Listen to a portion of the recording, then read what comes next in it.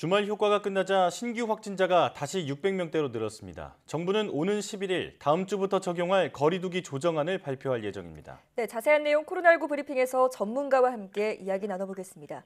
고려대학교 약학대학 김정기 교수 전화로 연결되어 있습니다. 교수님 안녕하십니까?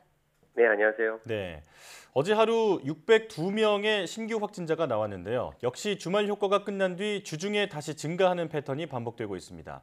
눈여겨볼 게 개별 접촉을 통한 감염 비율이 역대 최고치를 기록했는데 이게 어떤 의미입니까? 말씀하신 개별 접촉을 통한 감염이라고 하는 거는 선행 확진자 접촉을 의미합니다. 그러니까 네. 기존의 확진자와의 어떤 접촉에 의해서 감염되는, 그러니까 집단 감염 형태라기보다는 개별적인 접촉에 의한 확진, 그러니까 전파 사례다 이렇게 보시면 될 것 같고, 네. 최근 일주일 통계치가 46.5%를 보이고 있거든요. 네. 계속 최근에 점점 증가하는 추세를 보이고 있습니다.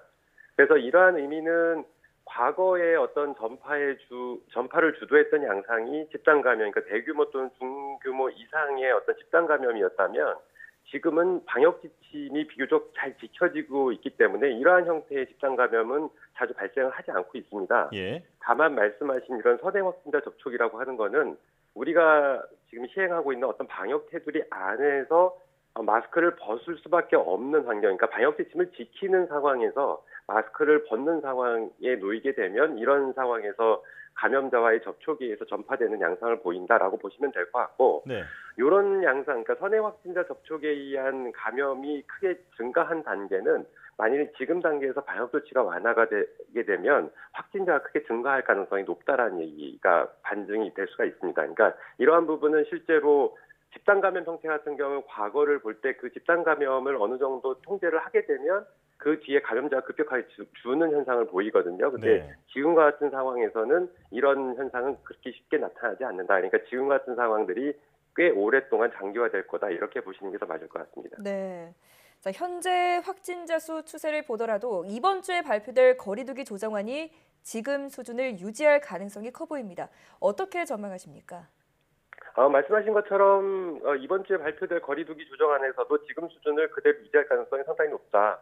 그러니까 지금 현 상황 감염 전파 상황을 보면 경우에 따라 주말 휴가가 나타나는 요일에 400명대까지 감소하는 일시적으로 감소하는 현상은 보이긴 합니다. 네. 하지만 평일로 다시 돌아오면 평일 기준으로 600~700명대를 여전히 보이고 있기 때문에 여전히 지금 거리두기 단계 2.5단계에 해당되는 상당히 많은 확진자가 발생하고 있는 단계다. 앞서 말씀드린 것처럼 오히려 이러한 확진자의 숫자가 집단 감염이 아니라 개별 접촉이 많다라고 하는 것은 그만큼 우리 사회 전반에 걸쳐서 이런 감염이 계속 발생을 하고 있다라고 보시면 될 것 같고요. 예. 일명 조용한 전파가 계속 이루어지고 있다 이렇게 보시는 게 맞을 것 같고, 그렇기 때문에 아무래도 당분간은 현 거리두기 단계, 그러니까 7월에 개편될 거리두기 단계가 발표될 때까지는 지금의 거리두기 단계를 계속 유지하지 않을까 생각을 하고 있고요. 예. 여전히 변이 바이러스 위험도도 있기 때문에 그렇게 하는 것이 더 바람직하다라고 보고는 있습니다. 네. 네. 지금 수준이 조금 유지될 것 같다 이렇게 보고 계시고요.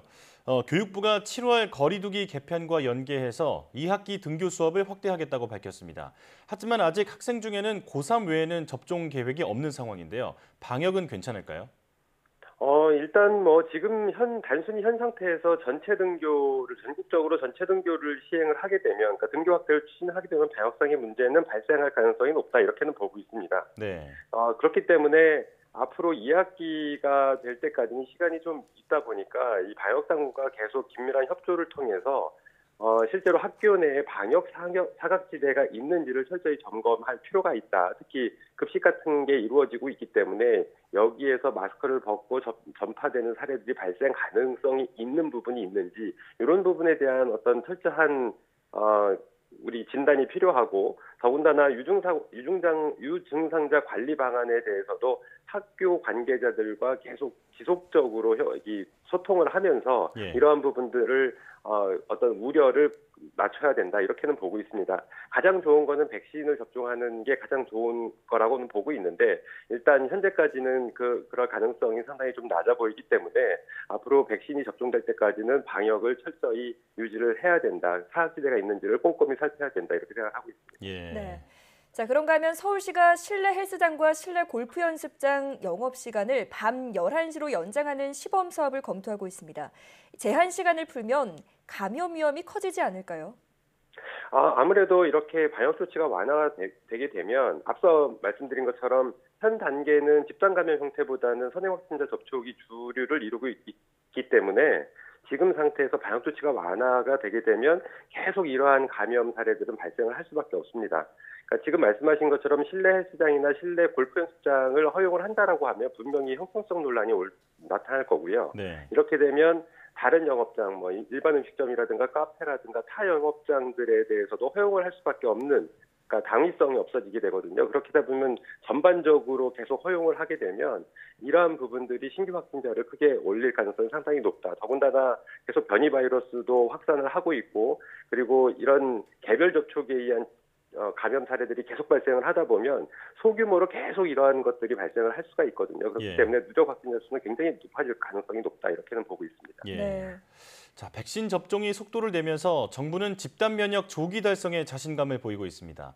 3분기, 그러니까 9월까지 전 국민의 70%를 접종하겠다는 건데 걸림돌이 될 변수는 뭐가 있을까요? 일단 가장 큰 변수라고 하는 거는 우리 정부에서 계획을 짠 그 계획대로 백신이 공급이 정말 되느냐, 적절한 시기에 다 수급이 되느냐, 이 부분이 가장 중요하다라고 보고 있고요. 네.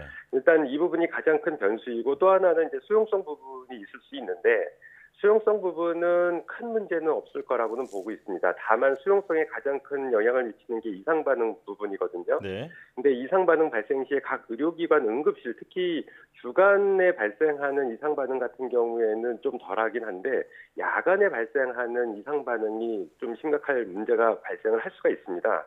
그렇기 때문에 각 의료기관 응급실 내에서 이런 어떤 대응 상황을 제대로 하고 있는지에 대한 점검도 필요하다, 이렇게는 보고 있고요. 예. 일단 만약에 가령 예를 들면 백신 접종 당일날 혈압이 상승하고 어지럼증이 있고 구토가 발생을 하게 되면 이 부분은 백신에 의한 이상 반응일 가능성이 상당히 높거든요. 네. 그래서 이러한 점을 고려해서 치료를 해야 되는데, 실제로 일선 응급실에서는 이런 것들을 고려를 하지 않고 백신 이상 반응에 대한 부분을 염두 안 하고 치료를 하고 있습니다. 그러다 보니까 불필요한 CT라든가 엑스레이 같은 거를 찍자라고 하는 부분도 있고, 이렇게 되면 국민들의 의료비 부담이 더 증가를 하게 되고, 그 치료 과정에서 혹여나 골든타임을 놓치게 되면 오히려 심각한 부분으로 더 발전할 수가 있거든요. 그래서 예. 이러한 응급실 상황에 대한 것도 보건당국에서 좀 관리를 할 필요가 있지 않을까, 이런 생각을 가지고 있습니다. 네.